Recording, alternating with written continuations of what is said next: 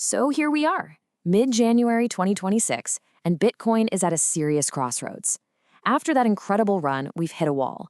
Institutional money is pulling back, a ton of supply is hitting the market, and everyone's asking the same question. Is this just a healthy correction, or is this the start of a real collapse? To figure that out, we have to ignore the noise and dive deep into the data. So let's get into it. Here's how we're going to break this all down. First, we'll look at the historical pattern that has everybody spooked. Then, we'll zoom out to the big picture economic forecast, and after that, the all-important flow of money.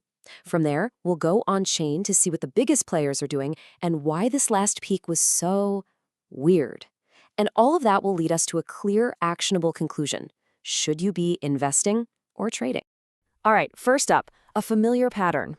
Let's start with the argument that's dominating the conversation right now. The thesis is really simple. Bitcoin's 4-year cycle is playing out like clockwork, and if that pattern holds true, we could be staring down the barrel of a very deep, very painful bear market. And you gotta admit, when you look at the chart, it's kind of spooky. Check this out. In 2015, Bitcoin bottomed and then ripped 10,000% higher over exactly 36 months. Then, in 2018, another bottom, a 2,000% rally, again over exactly 36 months. And this last cycle started in 2022, a 700% climb that peaked, you guessed it, 36 months later in October of 2025. I mean, the rhythm here is almost uncanny. Okay, so if the rallies have been that predictable, what about the crashes that always seem to follow? Well, in the past, they've been absolutely brutal. We're talking drawdowns of 75 to 85%.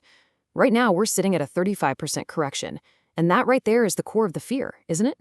If history is our only guide, we might not even be halfway through the pain yet. But, and this is a huge but, we can't just look at charts in a vacuum. To get the real picture, we need to challenge that historical view and look at the underlying economic weather. What's actually happening in the world right now?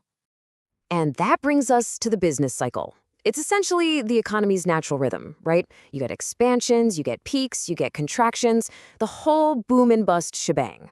And for a risk asset like Bitcoin, this rhythm is absolutely crucial. So what's the cycle telling us now? Well, the data is not exactly friendly.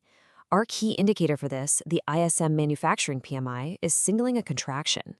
You can think of it like a report card for the US manufacturing sector. And right now, it's failing. This creates a really significant economic headwind that could easily drag on Bitcoin for the rest of the year. Okay, so the economic weather looks pretty stormy. Got it. But there's an even more powerful force at play here, one that could potentially override everything else. We need to talk about the liquidity tide. This is the real fuel that powers the entire market. We break this down into what we call the Liquidity Trio. 3 key parts. First, the Fed's balance sheet. After years of tightening, they're buying T-bills again. So that's flipped from a headwind to a tailwind. Second, the Treasury's bank account, the TGA. It was a massive drain on liquidity, but it's full now, so it's no longer a problem.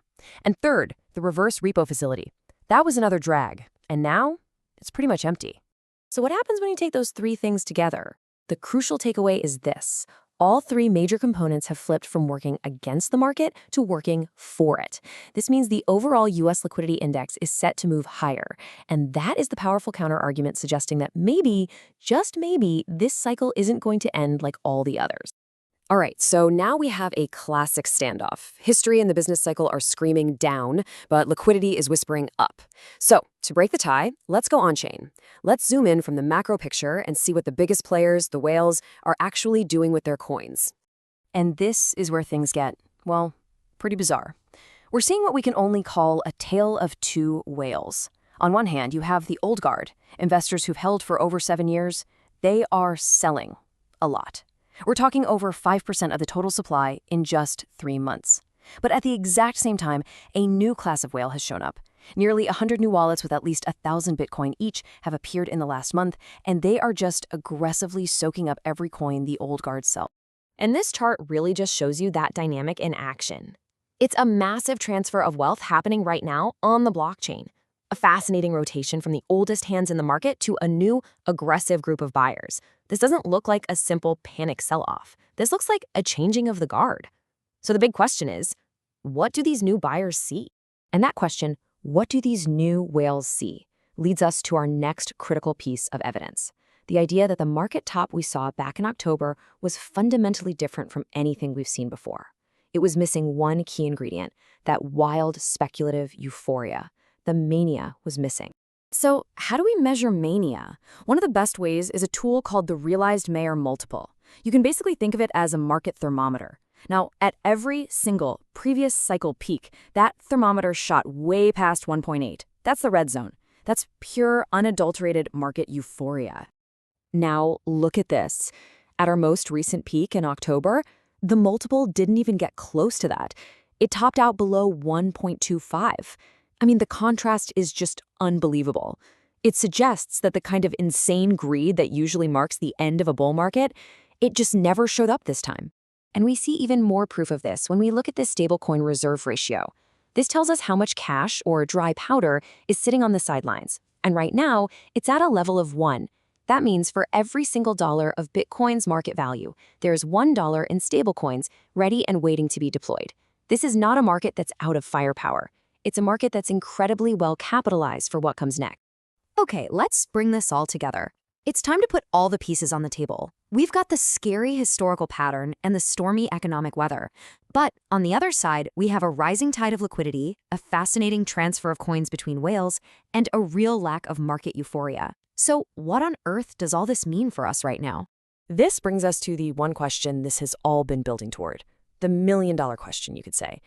Given all this conflicting data, is it time to buy Bitcoin? And the answer, honestly, is nuanced. It's not a simple yes or no. We have to separate two very different mindsets. From a long-term investment perspective, the case is strong. On-chain metrics like the NVT ratio are basically screaming that we've entered a historical value zone. But from a short-term trading perspective, the case is weak. The momentum just hasn't turned in our favor. Not yet.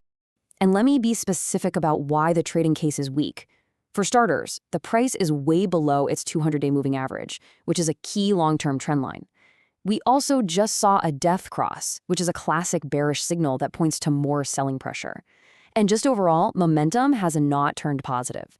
For a trader, all the traffic lights are still red. I think the best way to wrap all this up is with an analogy. Think of the market as a big ship in a harbor. The tide, that's our liquidity, is finally starting to come back in. The hull of the ship, that's its on-chain value, is solid and sitting deep in a value zone. That's great. But the weather, the business cycle, is still really stormy. And maybe most importantly, the ship's navigation equipment, our technical indicators, has not given the all clear. So while this harbor might be a fantastic place for a long-term investor to be loading cargo onto their ship, for a trader, setting sail right now would be premature. Patience remains the name of the game.